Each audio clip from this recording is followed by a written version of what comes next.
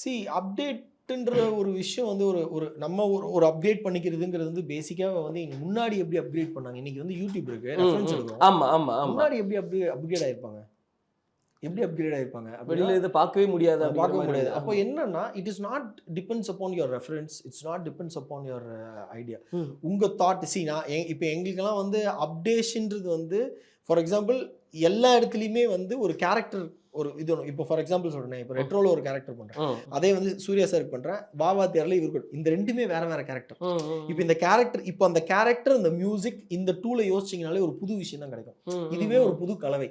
Correct. Okay, அதுதான் updation. இதுல இதை வந்து நான் எந்த அளவுக்கு ஹேண்டில் பண்றேன், ஆடியன்ஸ்க்கு இதை பிடிக்க வைக்கிறதுன்றது வந்து வேற ஒரு அப்டேஷன். எப்படின்னா அது வந்து நீங்க ஜென்ரலா ஒருத்தவங்க ஆடுறத பார்க்கறது வேற, அவங்க ஆடுறத ஆடியன்ஸா பார்க்கறது, அதாவது கேமரா வழியா பார்க்கறது வேற.